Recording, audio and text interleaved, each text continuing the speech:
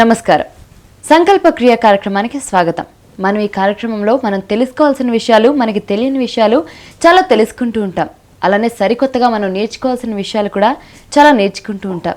మరి ఎప్పటిలాగే ఈరోజు కూడా మనతో పాటు ఉన్నారు mind money business trainer music Vasu గారు. మరి వారితో మాట్లాడి ఈ రోజు కూడా కొన్ని విషయాలు తెలుసుకుందాం. నమస్కారం అండి. నమస్కారం అండి. ఎలా ఉన్నారు? సూపర్ అండి. రీసెంట్గా మనం ఎక్కడ చూసినా కూడా ప్రియాంక రెడ్డి హత్య కేసు ఇది మనకి ఎక్కువగా కనిపిస్తుంది. అలానే ఈ విషయం కాకుండా మనం పొద్దున్న లేచిన దగ్గర నుంచి పేపర్స్లో, టీవీలో చాలా చోట్ల చాలా సందర్భాలు, సిచ్యువేషన్స్ ఇలాంటివి మనం చాలా చూస్తున్నాం. ఆడపిల్లలకి రక్షణ లేదని కొంతమంది అంటారు, కొంతమంది ఇంట్లో సరిగా పెంచలేదు పెద్దవాళ్ళు అని అంటారు. అది పెరిగే విధానంలో తప్ప, ఆలోచనలో తప్ప కూడా సరిగా మనకు తెలియదు. ఒక్కొక్కళ్ళు ఒక్కొక్క రకంగా అనుకుంటూ ఉంటారు. అసలు ఇక్కడ పొరపాటు ఎక్కడ జరుగుతుంది, ఆలోచనల వల్ల దాన్ని మనం ఎలా సరిదిద్దుకోవచ్చు, వీటి గురించి మరి మీరేమనుకుంటున్నారో చెప్పండి. అంటే బేసిక్గా ఎప్పుడు నెగిటివ్ విషయాలు మాట్లాడకూడదు. ఎందుకంటే మాట్లాడకూడదు, వినకూడదు, చూడకూడదు, ఫీల్ అవ్వకూడదు. అందుకని నా సంకల్ప క్రియలో భాగంగా చెప్తాను, ఎప్పుడు పాజిటివ్ విషయాలు చూడాలి. కానీ ఇప్పుడు జరిగే ఆమె డాక్టర్ గారు ఎవరైతే ఉన్నారో ప్రియాంక రెడ్డి గారు, అది చాలా బాధాకరమైన విషయం. ఎందుకు ఇలాగా అవుతుంది అనేది నా సంకల్ప క్రియ ద్వారా కొన్ని కన్క్లూజన్ ఇస్తానండి. బేసిక్గా ప్రతి మనిషికి 60,000 నుంచి 70,000 థాట్స్ వస్తూ ఉంటాయండి. అంటే కొంతమంది పాజిటివ్ థాట్స్ రిలీజ్ చేస్తుంటారు, మెడిటేషన్ చేసేవాళ్ళు, కొంత ప్రొఫెషనల్ ఉండేవాళ్ళు. కొంతమంది నెగిటివ్ థాట్స్ రిలీజ్ చేస్తూ ఉంటారు. కొంతమంది అద్భుతమైన థాట్స్ రిలీజ్ చేస్తూ ఉంటారు, అంటే సైన్స్ రాకెట్లు కనిపెట్టడం, మెడిసిన్ కనిపెట్టడం అని. కొంతమంది అసలు వినాశకరమైన ఆ నెగిటివ్ థాట్స్ కంటే కొన్ని క్రూరమైన థాట్స్ రిలీజ్ చేస్తుంటారు. ఈ క్రైమ్ చేసేవాళ్ళు, లేదు అంటే ఇలాంటి ఈ ఎవరైతే అమ్మాయి మీద ఎవరైతే దాడి చేశారో అలాంటి థాట్స్ అనమాట. దానికి కారణం ఏంటంటే పూర్వజన్మ కర్మఫలాలు, సెకండ్ వాళ్ళ యొక్క థాట్ ప్రాసెస్, వాళ్ళ యొక్క పెరిగే విధానం, వాళ్ళ తల్లిదండ్రుల పెంపకం, వాళ్ళ యొక్క విద్యాభ్యాసం, అసలు వాళ్ళు చిన్నప్పటి నుంచి ఎటువంటి ఫ్రెండ్స్తో ఉన్నారు, అసలు ఏ లక్ష్యం లేకుండా సామాజిక బాధ్యత, దేశభక్తి, ఆడవాళ్ళు అంటే గౌరవం లేక, మనుషులంటే గౌరవం లేక, ఒక కుటుంబ బాధ్యతలు తెలీదు, ఒక లక్ష్యం ఉండదు, ఒక చదువు ఉండదు, ఇంకా చెప్పాలంటే మనీ ప్రాబ్లమ్స్, అలాగే ఈ యొక్క దానికి చెడు అలవాట్లు, అంటే తాగిన మైకంలో మైండ్ మన మాట వినదు, ఆ యొక్క మైకంలో తీసుకునే నిర్ణయాలు. ఎంతోమంది కొంతమంది రీసెర్చ్ చేసి ఎందుకు నువ్వు ఇలా చేసావు, ఇంత తప్పుడు పని చేసావు, నేను తాగిన మైకంలో చేసావు అని అంటుంటారు.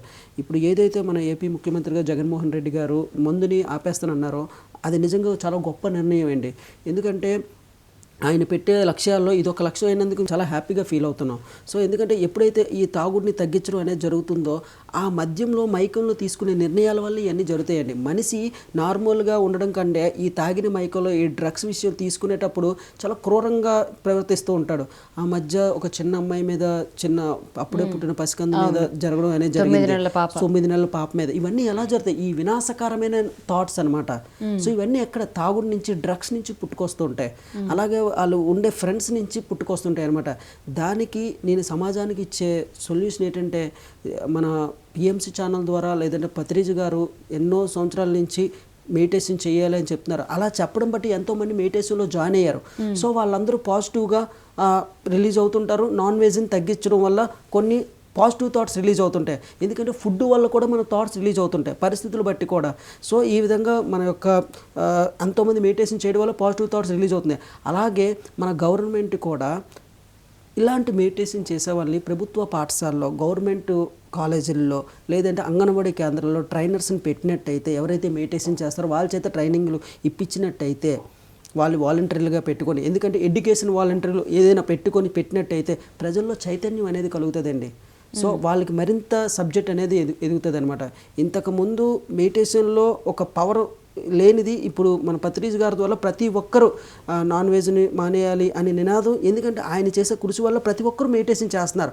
అలాగే ఇటువంటి దాని మీద సామాజిక కార్యక్రమాల వల్ల ఎవరైతే మెడిటేషన్ చేస్తారో, కౌన్సిలింగ్ మీద మంచి గ్రిప్ ఉన్న వాళ్ళు ప్రతి ప్రభుత్వ పాఠశాలలో, ప్రతి గవర్నమెంట్ కాలేజీలో, అంగన్వాడీ కేంద్రాల్లో ప్రభుత్వంగానే పెట్టినట్టయితే ప్రజల్లో చైతన్యం అనేది ఖచ్చితంగా మారుతుందండి.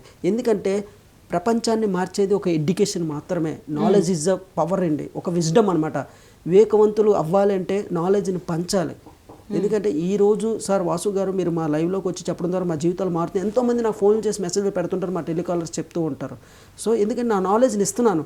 అలాగే ఇటువంటి నాలెడ్జ్ ఇలాంటి వాళ్ళని తయారు చేసి వాళ్ళని ప్రభుత్వ కార్యక్రమాల్లో పెట్టినట్టయితే ప్రజల్లో ఆటోమేటిక్గా మార్పు వస్తుందండి. ఎందుకంటే ప్రపంచంలో డబ్బు కన్నా పవర్ అయింది నాలెడ్జ్ అండి. నాలెడ్జ్ ఇస్ ద పవర్ అంటారు, నాలెడ్జ్ ఇస్ ద ప్రాఫిట్ అని కూడా అనొచ్చు, పవర్ కమ్ ప్రాఫిట్. సో మన ప్రభుత్వాలకి లేదంటే ఏదైతే ఎవరైతే ఉన్నారో పెద్ద పెద్ద వాళ్ళకి నేను చెప్పేది ఏంటంటే, ఈ పాజిటివ్ థాట్స్, నెగిటివ్ థాట్స్, అలాగే అద్భుతమైన థాట్స్ కలగాలంటే ముందు వినాశకరమైన థాట్స్ ఆపేయాలండి. అది ఆపాలంటే మంచి మంచి ట్రైనర్స్ని ఎంకరేజ్ చేస్తూ ఉండాలి. ఎందుకంటే ఈ రోజుల్లో ఒక దాని గురించి అవేర్నెస్ లేకపోవడం వల్లే ఇవన్నీ జరుగుతున్నాయండి. మనకి చెప్పేవాళ్ళు లేక, ఎందుకంటే ఇంతకుముందు బామలు తాతలు ఉండేవారు. ఇప్పుడు ఏంటంటే సింగిల్ పేరెంట్, నువ్వే ఉండాలి, నువ్వే బతకాలి, రేపొద్దున వాళ్ళు కూడా సింగిల్ అయిపోతారు. సో ఇటువంటి ట్రైనర్స్ దగ్గరికి వెళ్ళి నేర్చుకొని మీ పిల్లలు కరెక్ట్ ట్రైనింగ్ ఇచ్చినట్టయితే బాగుంటుందండి. లేదు నా పిల్లలకి ఏ ట్రైనింగో అవసరం లేదు, ఇలాగే ఉంటారంటే ఇలాంటి అద్భుతమైన అగత్యాలు జరుగుతూ ఉంటాయండి.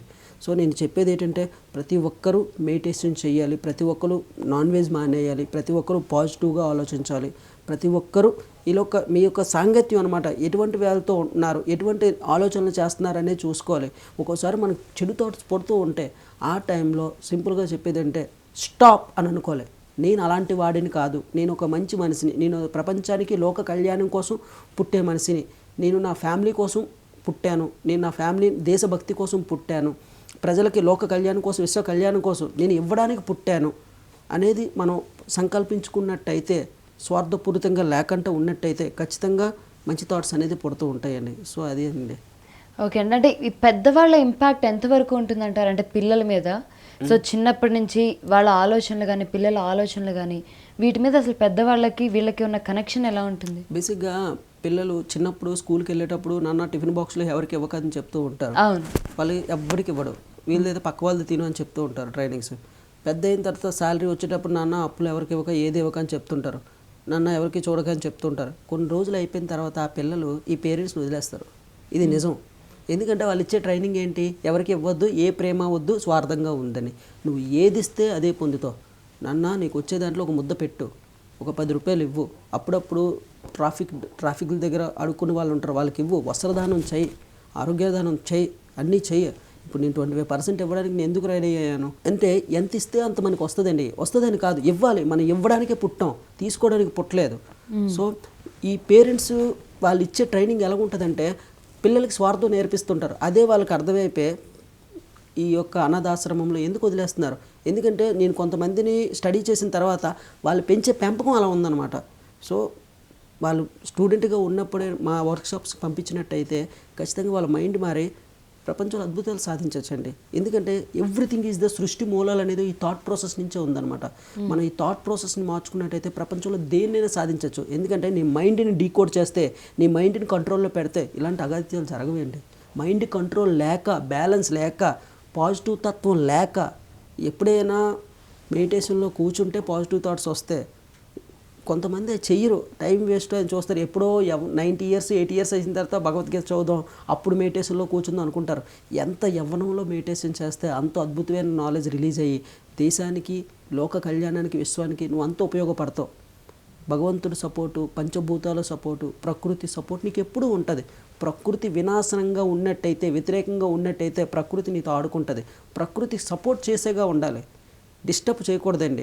చూడండి, పాపం ఎక్కువైపోతే భూకంపాలు వస్తూ ఉంటాయి. అవును, ఎందుకంటే ఒకేసారి మనిషి డౌన్ అయిపోతూ ఉంటాడు. ఎందుకంటే పాజిటివ్ ఎనర్జీ తగ్గిపోయి నెగిటివ్ ఎనర్జీ అనమాట. పాపాలు ఎక్కువైపోతున్నాయి, కర్మని క్లియర్ చేసుకోవట్లేదు, స్వార్థం, నిర్లక్ష్యం ఇవన్నీ ఎక్కువైపోతున్నాయి. పుణ్యం లేదు, ఎవరికి రూపాయి ఇవ్వట్లేదు. చూడండి, డబ్బులు ఎందుకు కొంతమంది అప్పుల పాలు అయిపోతుంటారు, గవర్నమెంట్ ఎంప్లాయీలని ఎవరైనా కొంతమంది నా దగ్గరికి వస్తూ ఉంటారు. ఎందుకంటే ఎవరికి రూపాయి ఇవ్వరు అనమాట. అప్పుడు ఏం జరుగుతుంది, ఎవడో వచ్చి షూరిటీ సైన్ చేస్తారు, ఆ డబ్బులు ఇవ్వడు, ఇంకా ఆడు చుట్టూ తిరుగుతుంటారు, ఇంకా డబ్బులు ఎవరికి పెట్టరు. మంచి మంచి హాస్పిటల్కి ఇది పోయింది అది పోయింది అని లక్షలు పెడుతుంటారు. పేదవాడికి ఎందుకు రావు, ఎందుకంటే ఆడు ఉన్న దాంట్లో ఇస్తాడు.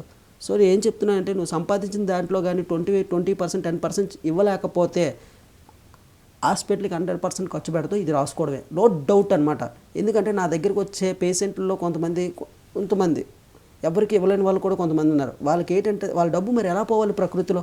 హాస్పిటల్కి ఇస్తే కనీసం హాస్పిటల్ వాడు ట్యాక్స్లు కట్టి ఎంప్లాయీని క్రియేట్ చేసుకుంటాడు కదా. నువ్వు ఎవరికి పెట్టకపోతే దొంగల రూపంలో డబ్బులు పోతే, లేదంటే హాస్పిటల్ రూపంలో పోతే, లేదంటే లోన్స్ రూపంలో ఏ రకంగానో పోతే. సో ఎప్పుడూ పాజిటివ్ థింకింగ్ని, సమాజానికి ఏదైనా పాజిటివ్ తత్వాన్ని చెయ్యాలి అనే ఉద్దేశంతో మీ పిల్లలు పెంచిన, అటువంటి అద్భుతమైన ఆలోచనలు పుట్టిన, ఎంతోమందికి పాజిటివ్గా ఎంకరేజ్ చేసిన, మీ జీవితం అద్భుతంగా మారిపోద్ది. ఎందుకంటే జీవితం అనేది ఒకే ఒక సిద్ధాంతం, యద్భావం తద్భవతి. నువ్వు ఏదైతే అనుకుంటావో గట్టిగా సంకల్పించుకుంటావు అదే నిజం. సో అదండి, everything is the positive energy. అది మెడిటేషన్లో దొరుకుతుంది, ఓంకారంలో దొరుకుతుంది. సో అదండి. బట్ నిజంగా మ్యూజిక్ వాసు గారు ఈరోజు ప్రియాంక రెడ్డి హత్య కేసు గురించి కానీ అసలు మనిషి ఎలా ఆలోచించాలి అనే దాని మీద చాలా మంచి విషయాలు తెలియజేసినందుకు ధన్యవాదాలు. ధన్యవాదాలండి. చూశారు కదండి, ఇది ఇవాళ మన సంకల్ప క్రియ కార్యక్రమం. సో మనిషి ఎలా ఆలోచించాలి, వాళ్ళ నడవడిక ఎలా ఉండాలి అనే దాని గురించి చాలా కొత్త విషయాలు తెలుసుకున్నారు కదా. మళ్ళీ నెక్స్ట్ ఎపిసోడ్లో కలుసుకుందాం. అంతవరకు చూస్తూనే ఉండండి PMC, ప్రతిక్షణం సత్య దర్శనం.